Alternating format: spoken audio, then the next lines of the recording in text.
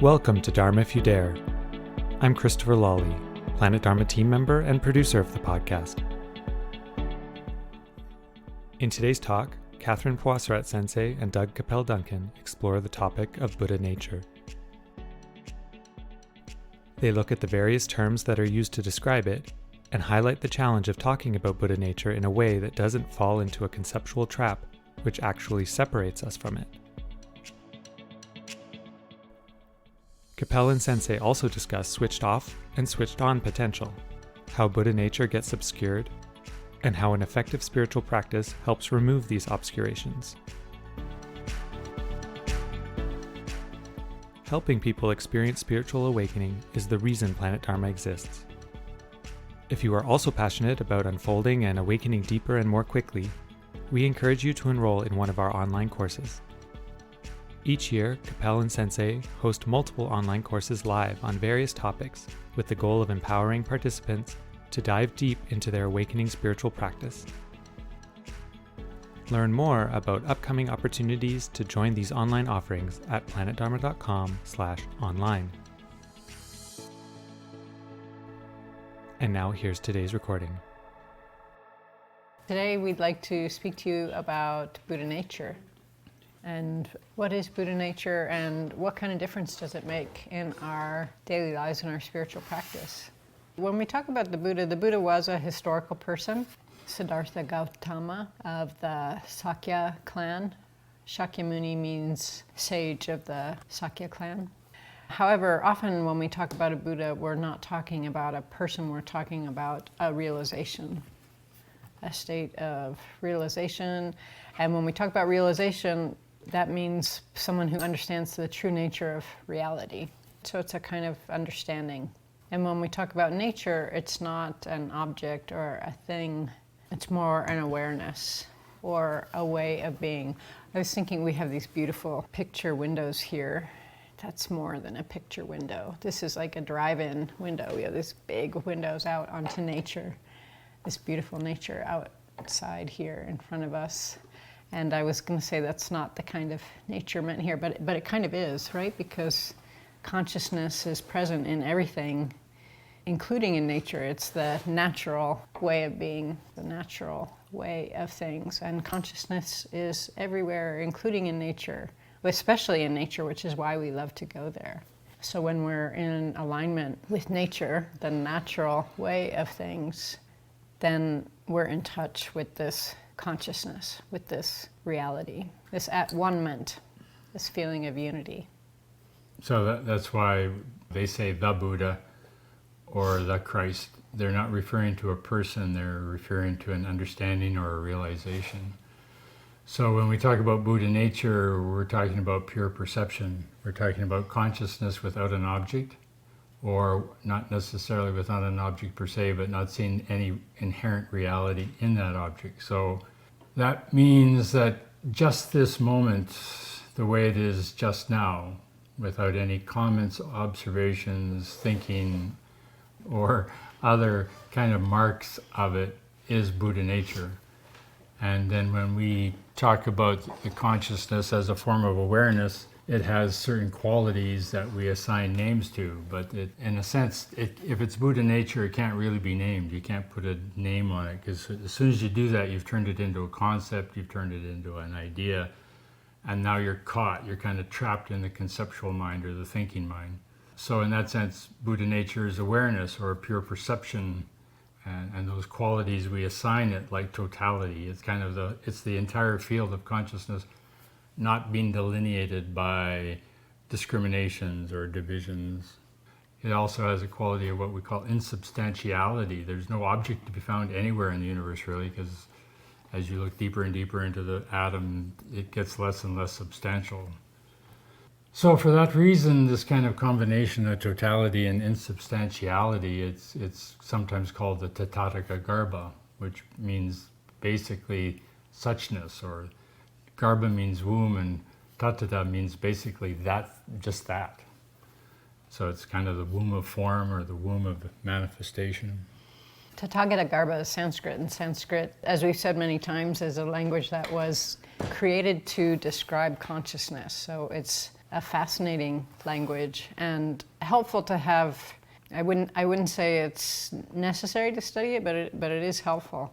And as we've described many times, if you look in the Sanskrit dictionary for words such as Tathagata, there'll be many, many, many different definitions of it. So it's kind of a philosophical language where it's very difficult to translate with one word. So as Doug Sensei said, Garbha means womb. One translation is womb of suchness. Tathagata means a kind of suchness, a way of being. Tathagata Garbha can also be translated as the embryo of one who has gone beyond. So an awakened being is sometimes referred to as one who has gone beyond into this understanding of totality. And this lifetime is kind of a womb for that. We all have Buddha nature. We all have this potential to have this understanding. So I like to think of us as being in that womb, in the process of gestating, being born and growing up. So in spite of all the teachings to the contrary, realizing your Buddha nature or realizing the innate quality of the universe as being inherently spacious, blissful, and empty is not difficult. Yay! It's really quite simple. In fact, it's so simple that it's really hard. Because if you watch a ballerina or a professional athlete do their thing, they make it look so easy.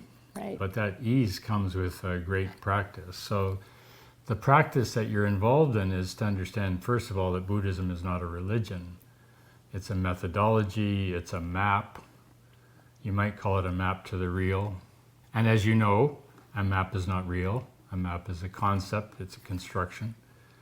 And like a recipe, it's not a cake. So Buddha Dharma, Buddha realization isn't the recipe, it isn't the formula, it's the cake itself. And to take it even just a little bit further, it's not just the cake, it's the taste. There's no sense having a cake if you don't eat it. So they sometimes talk about the one taste, and circling back on itself, the one taste is that experience of this exact particular moment in your mind that just is by itself, without concept, without thinking, without feeling, without even necessarily sensation, just the field of the mind itself.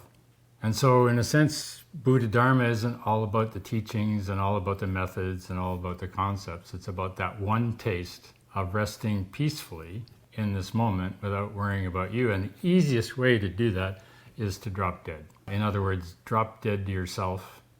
Let yourself be dead now and appreciate the next moment that arises.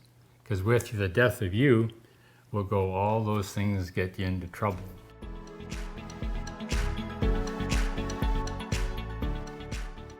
I'd like to emphasize what Doug Sensei was saying before, that this is actually very easy. And to prove it, I'd like to point out that we have all had this experience of just being in the moment, of the sense of me passing away, and of that being very blissful. Well, in fact, that's the only thing you ever have. I mean, in truth, the only thing you ever have is this moment. And all your thinking and feeling and sensations and so on about it are constructs. They're built around ideas, thoughts, beliefs, attitudes, etc., etc. So in a way, if your ego is butter, Buddha nature is milk. Butter is just a form of milk in a way. Or you could say the same way that a seed is permeated with oil. When you have a seed, you think, oh, I'm going to use this seed for this, that, or the other, but the essence of the seed is oil. So these are kind of metaphors. These are metaphors for Buddha nature. So we all have this access to Buddha nature just because everything is permeated with Buddha nature. The same way that, as Doug Sensei is saying, milk is permeated with butter, or seeds are permeated with oil. It's there all the time in its potential and just could use a little help to emerge. And that's what the methodologies are for, the methodologies of Buddhism.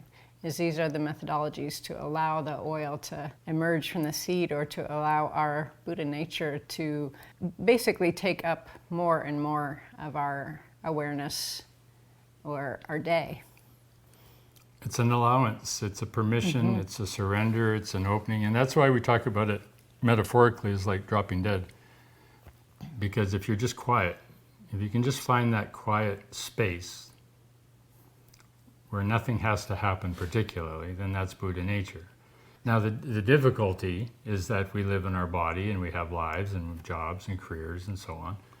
And egos. And egos. So the difficulty is really taking that realization, which is really very simple, and remembering to apply it in our day-to-day lives and our interactions and what we do. And that's where we tend to lose it again, because as soon as we get back out into the so-called real world of the material, we get caught up in agendas and desires and likes and dislikes. And then we forget this Buddha nature, and that's where our suffering tends to kick in. Because fundamentally, whatever we're trying to create or manifest or hold or hang on to or have in our relative worlds is obscuring the Buddha nature. And in the process of obscuring it, our struggles start because we've mistaken the appearance for the reality.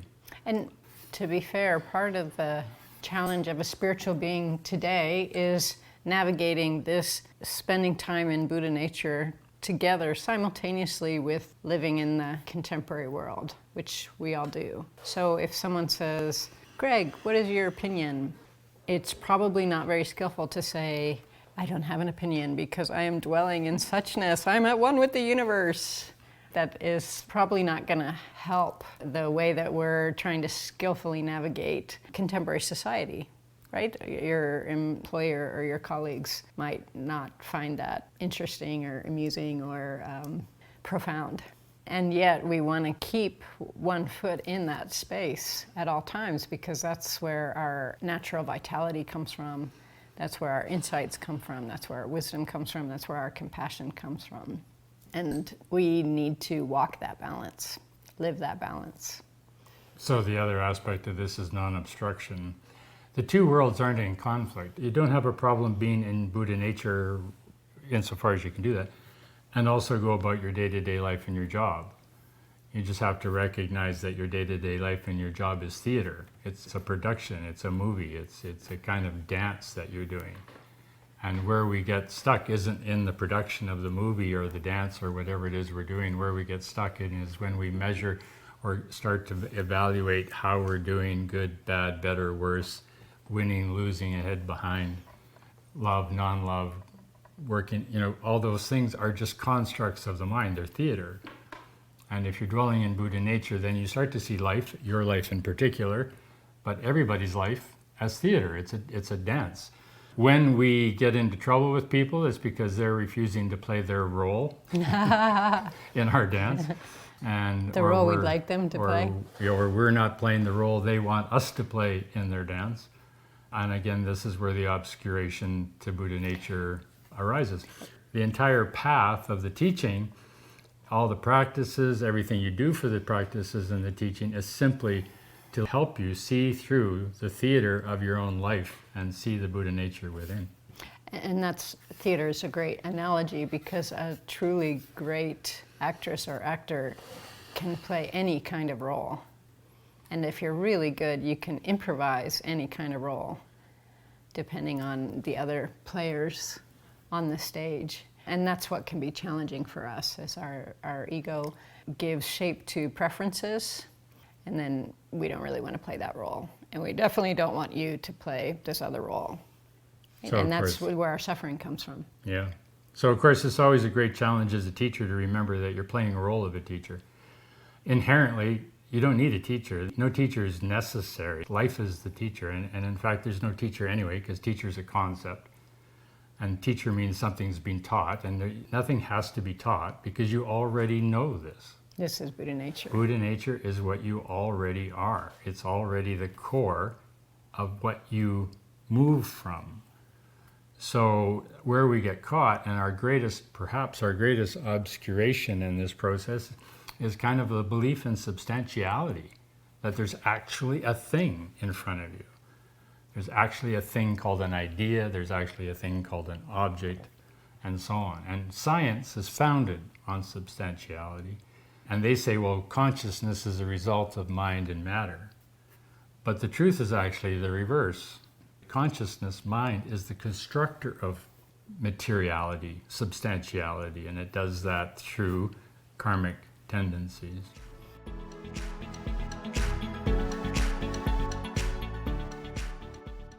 So let's take a look at this again. In Buddhism in particular, we hear a lot about obscurations. So what that's referring to basically is anything that is obscuring our true Buddha nature, which is there all of the time, and then obscurations cover that up, get in the way of that. And so the spiritual path is really about either removing these obscurations or allowing the obscurations to fall away, because it actually doesn't need to be done. You know, when I say removing the obscurations, we just need to allow it to happen. And that's what every spiritual practice is designed to set up, those supporting conditions. So when we talk about the spiritual path, we talk about it sometimes in three phases. The first is purification. So that allows a lot of impurities, we could say, or obscurations, or sometimes called defilements, to fall away. And realization, we realize Buddha nature. Oh, this has been there all the time. And beatification, then we get shiny. That's where the halos come from, right? The darkness falls away, and our true nature is we are beings of light. And that's why in paintings and so on, holy beings who are whole, who have been reintegrated with their Buddha nature, have halos or auras. Buddha nature, again, enlightenment, liberation, is understanding insubstantiality. 90% of mass is from virtual particles. We emerge from nothingness. How do you mean virtual particles? Well, virtual particles aren't really real. In quantum physics, there's no such thing as a particle. For instance, in a vacuum, in empty space, a Geiger counter will still tick. What does that mean if a Geiger counter It means ticks? that it's measuring something. Even though there's Even quote though unquote there's nothing there there. to measure. What we're saying really is that even in a vacuum, there's consciousness. There's a consciousness that is ticking. Right? And this ticking, when gathering enough momentum of consciousness itself, starts to produce form. And from there, it starts to create virtual particles, virtual atoms. In other words, it's just another way of saying insubstantiality. Nowhere in the universe are you going to find a thing. So when Catherine and I do this, it seems like a thing. But what you're really getting is you're getting a law of relative densities. The density of the vibrational energies of the Catherine Sensei meet the vibrational energies of the Doug Sensei, and those gravitational energetic forms bounce against each other, and that creates matter. And from matter comes everything that we hang on to and care about. Energy vibrating. Right. And so while you're out in your life, living your life, going about your job, etc., it's really important for you to remember, in terms of Buddha nature, that you're actually not there. There is actually no Maya to be found. There's vibrational energies held together by thought patterns, emotional patterns, karma, nutriment, form, and then it's the attachment or clinging that Maya, for example, has to this that creates her whole entire life, and therefore her suffering, and her joys and happinesses. Because in Buddha nature, there is neither joy nor happiness. There just is thusness, Tathagata Garbha, Buddha nature, whatever you want to call it. Which is inherently blissful.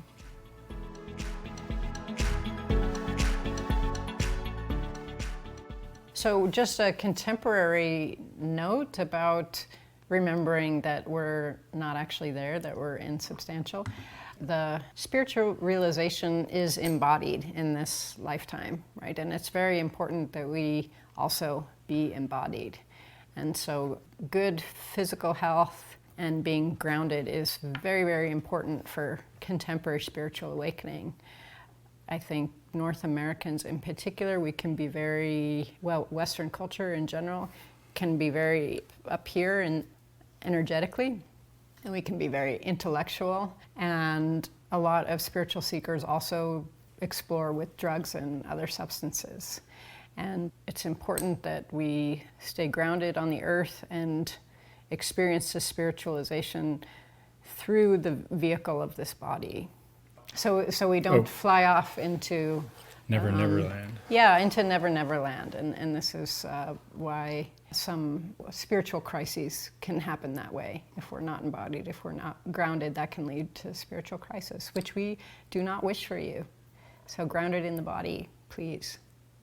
So one way to demonstrate this is a pile of beans. So you got a pile of beans. Now, imagine a pile of beans in front of you, and I think you'll all say, there's a pile of beans. So the pile seems very real. Nobody's going to argue, I suppose, I hope, that there's a pile of beans there. So let's take away one bean. Let's take away another bean. And we take another bean away. Until we've taken all the beans away, what happened to the pile? We thought the pile was a real substantial thing, but the pile is a concept. There actually is no thing called a pile except a concept used to describe reality. You take the beans away, the beans are still there, but where did the pile go?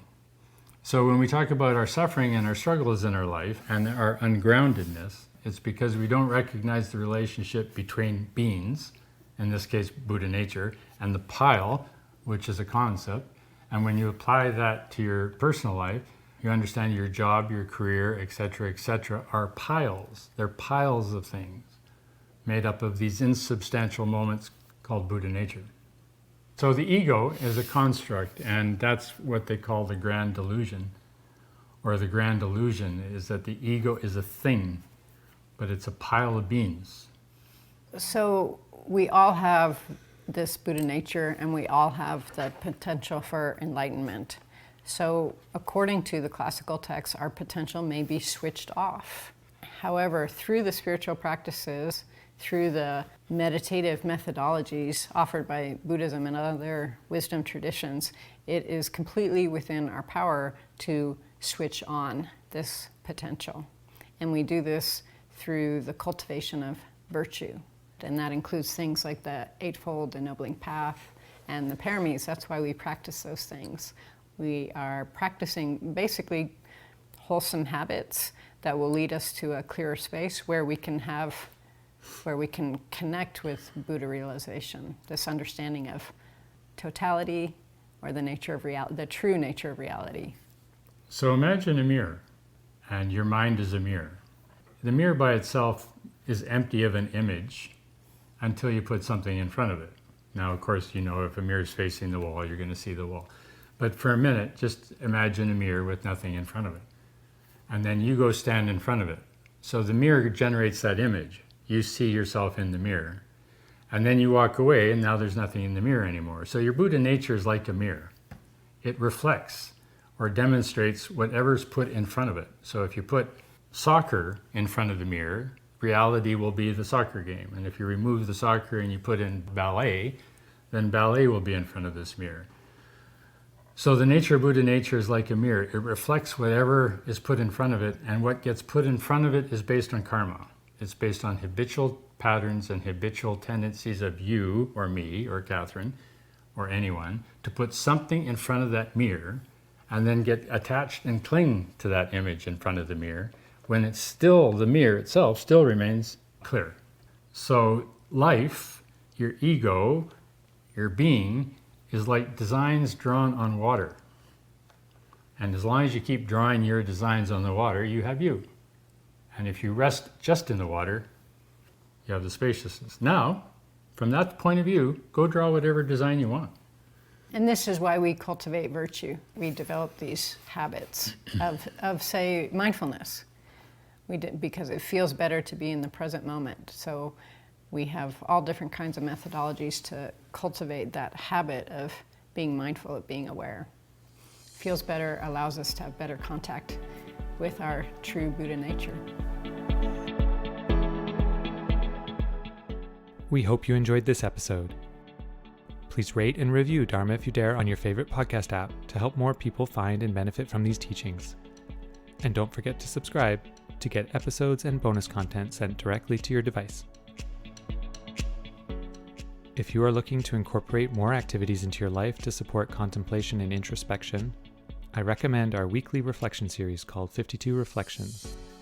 Sign up for free, and once a week you'll receive a short passage and follow-up prompt that you can use to frame your day, your week, or a meditation session. You can learn more and sign up for free by visiting planetdharma.com/52reflections. See you next time, and may all our efforts benefit all beings.